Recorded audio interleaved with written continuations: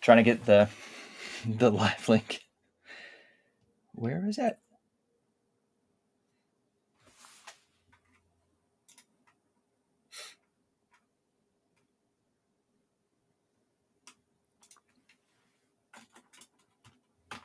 All right. I was able to get it.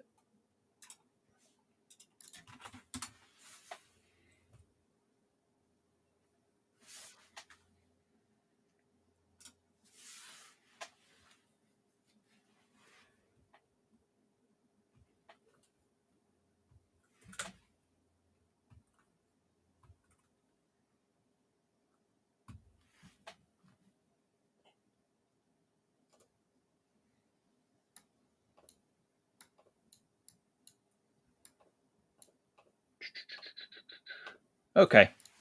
Got it. All right, Andrew. So this morning we're going to be covering a post that was removed and kind of walking through, as the moderators of the Reddit group, why we removed this post, because there's things that we like about it, and then there are things that we were having a discussion about when it comes to looking at a Reddit post and trying to decide, okay, is this breaking a rule or not? The things that I'm looking for and that Andrew are looking for is, this post, is it creating more fear in people who may read this? Is it spreading information that is outdated? Is it, that fear, right, creating more fragility?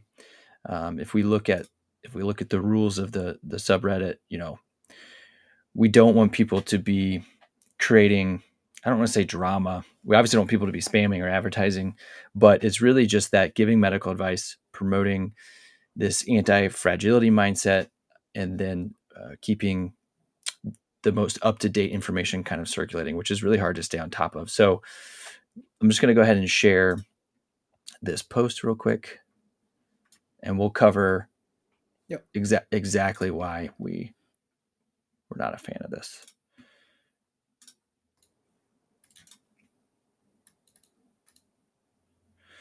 All right. I'm going to zoom out a little bit. Okay, so the post provides a little bit of context about their experience, but also mentions several products and YouTube links that they found helpful, which is totally fine. We want people to share their experience such that they might give hope or some help to another person in the Reddit group. So if we kind of just break down this post, is they had a herniation, several bulging discs, and they approached and heard maybe from a provider that they had essentially lost their natural curvature of their spine and their neck. And they have then gone on to maybe explained why they thought that this was an issue, or what they've been told by another provider, and that the loss of curvature will cause degeneration in their discs over time, that sitting forward and having a neck posture that many of us have when we sit at desks or play games, like this person's a gamer, and that these issues will catch up as we get older. And then what I did like is them sort of reminding us that having pain, or neck or back pain, it's not totally the end. So is there anything else, Andrew, that I missed? No, I think that's all right. Okay. So the loss of curvature of your spine, right? So again, just coming back to the post, taking a step back, I have no problem as a moderator that they shared the neck stretching tools, the exercises, and things like that. I do think in some of the exercise videos, there is a very hyper focus on structure that can be nocibic. But that's not what we're going to talk about today. We're going to actually use scoliosis as an example of how a curvature can potentially relate to natural, or as this person is saying losing their natural curvature. So if you have imaging and you've been told, hey, the shape of your spine is changing, we're going to use scoliosis as the extreme example and the literature that's surrounding that to sort of help debunk some of these things. So degeneration of the discs in the spine over time will happen no matter the curvature of your back. So maybe this person is worried that the curvature will speed that up, but as the research shows, that as we get older, the prevalence of disc bulges or degeneration or degenerative disc disease is extremely common, even as young as 20 and in your 30s. Yeah, so because it is so common, pretty much the conclusion of like a giant research article that had like 3,000 people in it. They were pretty much just saying because degeneration is so common, it's pretty normal. So it's just normal age related changes that happen to a normal healthy spine that gets used um, on the day to day. So pretty much it's like the degeneration and stuff is like similar to having wrinkles on our face, but in this example for the spine, it's just like wrinkles on our disc or on our spine there. Yeah, and so if we use the example of spinal curvature in scoliosis, right? We have seen in the literature that scoliosis is not caused by slouching or poor posture. So this person had mentioned that, if we look at, the person had mentioned sitting at the desk having quote unquote poor or a posture that is sustained could be leading to these issues. But even in the most extreme examples, we're finding that the curvature is scoliosis is genetic or even unknown. There's many factors that are associated with the development of scoliosis, but we haven't quite, as a entire body of literature or research community or science community, given one singular cause or even Yeah, it's hard to multiple. pinpoint. Yeah, Yeah. hard So to pinpoint one reason there. yep. So these people that have scoliosis have a curvature that is obviously different than everyone else. And while back pain can be common in people who have scoliosis, the severity of that pain is not really well correlated to the severity of the curvature. So, Andrew, how would you take that statement and apply it to someone who's worried about just a little bit of curvature loss in their spine? Yeah, so I think there was a study showing that like people with really severe or like a high grade scoliosis, there was a possibility that this person either doesn't have pain or some other people they are still able to get out of pain despite having such a quote unquote structural issue there. So that kind of gives us like a small peep on like what pain is, and it's not entirely structural. If these people with this quote unquote structural abnormality or variation can still be pain free or still be very functional on the day to day there. Yeah. And so I think just knowing, because we discussed this a little bit and we were kind of going back and forth on how to tackle this subject, and we were thought what would be helpful for people from our perspectives, like what's helpful. And I kind of reframed it, and I could pull up the post again, because I asked Andrew, like, well, what's potentially for people who come across this post that might have a little bit of worry about their curvature of their spine, because maybe they've been told by a provider, hey, you're losing the curvature of your spine. So we were kind of thinking, okay, well, if you came across this post, you might be induced with a little bit of worry and a little bit more fear. And so that's why we feel confident about addressing these things. So what can be helpful to know is, yes, that we just mentioned about degeneration being a normal process, that not all uh, the severity of a curvature does not necessarily correlate with the severity of symptoms. And then the specificity of exercises might not actually even really matter so much as well. So it's more about maybe taking a step back and instead of finding the answer to addressing your neck or upper back pain with like a specific exercise, maybe it's take a step back and just find that general exercise might be more beneficial or more important instead of trying to pigeonhole yourself into one specific thing. And Andrew, what would you say about just general exercise for pain versus I think specificity?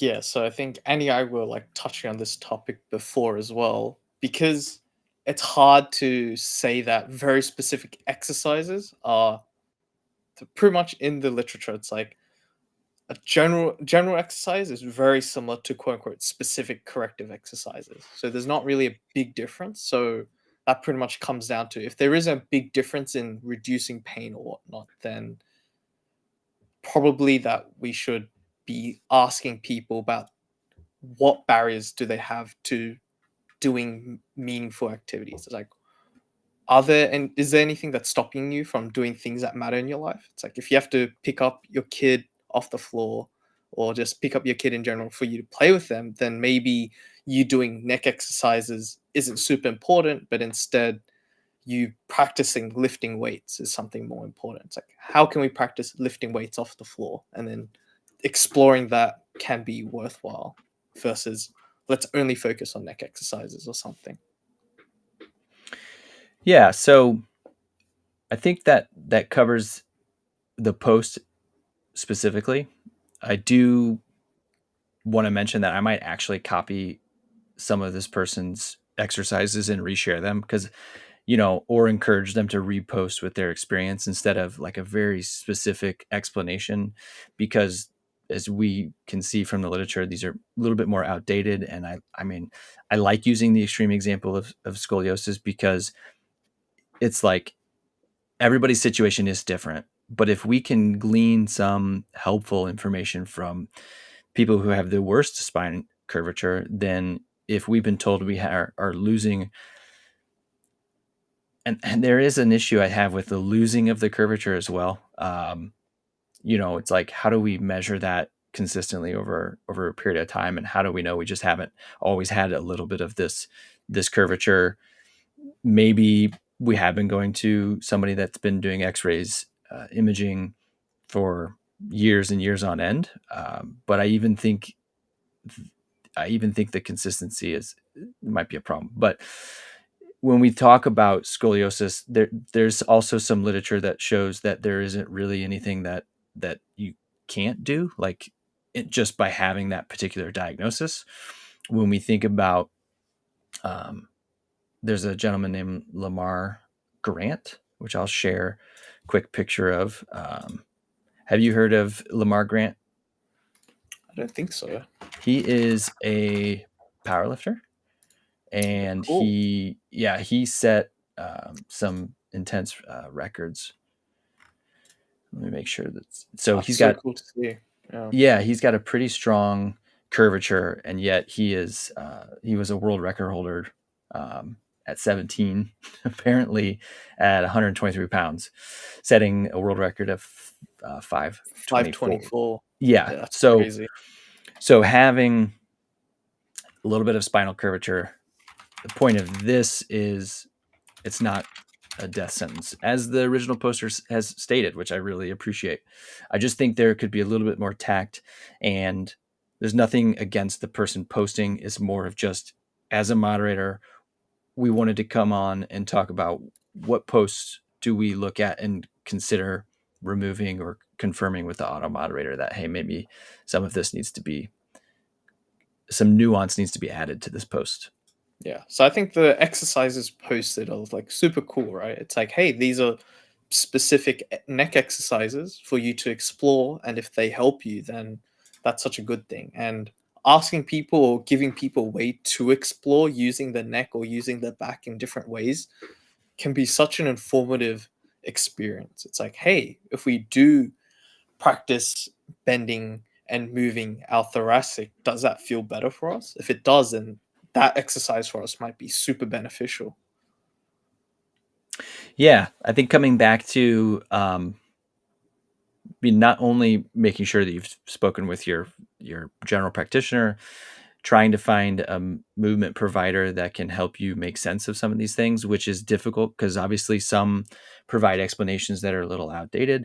But if you ever hear an explanation and it sort of gives you pause about how it makes you feel. If it makes you feel like you're at a disadvantage because of some structure, that to me is maybe a little bit of a red flag explanation versus a, hey, these are normal things that happen over time. These are normal findings. It's like, yes, you're having pain.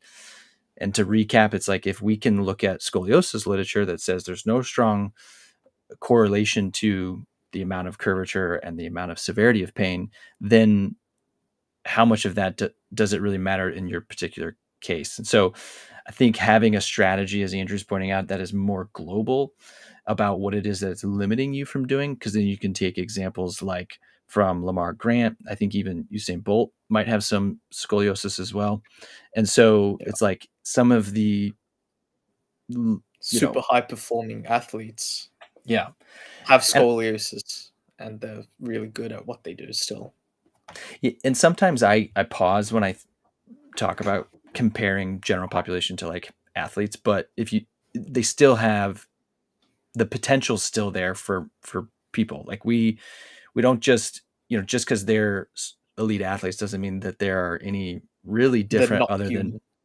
yeah, exactly. I mean, yes, they might have some athletic genetic components, but you know, they still have this similar potential to somebody who has scoliosis or is worried about loss of curvature of the spine. So I think that settles everything that I wanted to mention about this post. Is there anything else that you want to mention, Andrew? Did we want to touch on posture at all, or We could, yeah. Um, why don't you, since you have the article, um, I can pull that up as well. This is, Andrew is essentially starting to talk about posture, and in the original post, you know, the worry about sitting posture, and we're going to show you a little bit of what is the more recent opinion about posture as it relates to pain in the spine. yeah, I think there's a graphic at the very bottom there if you want to just scroll all the way down and pull up the picture. Sure, let's do this. This picture? All the way at the bottom. Yeah, that one. I think you click on it, it should enlarge as well. You're right. Okay, how's that? There we go. Yeah. Yeah, pretty much this article is just talking about how there's not really any one single correct posture, and the evidence is pointing towards that the best posture is the quote unquote next one or changing posture that we go through. Because if I ask you to sit up perfectly straight and looking nice for hours and hours on end, then that would probably get pretty uncomfortable. And it's pretty interesting to see that people who are in pain really stick to these rules that they hear maybe from a professional at one time or just a general public saying the nicest posture is the best posture, so I should always be in this position, and they take it as law and something that they can't break. And then pretty much if we're always in one position all day or like for a while because we have to do work, then the muscles in that very specific posture could get tired and get a little bit achy, and if we don't change it, then we might actually keep increasing the pain in this very specific very specific posture there. Yeah, so when I think about posture as it relates to pain, it really only matters for managing of symptoms. So if when you sit down, slouching hurts, you're going to naturally adopt a more upright posture. And what Andrew's trying to say is that people will hear, "Oh, well, this is how I have to sit." And if you are if you like are sitting upright to combat pain and you're having pain, it's not the posture that you can tolerate. So adopting the next position that you can tolerate might be slouching. And I even find a lot of people who have neck pain are very upright and they're extended through like the thoracic spine. So a sort of, if this is you and you're like, well, if I slouch, it actually feels a little bit better. I call it hanging on your bones. If we think about sitting upright, the muscles on the back are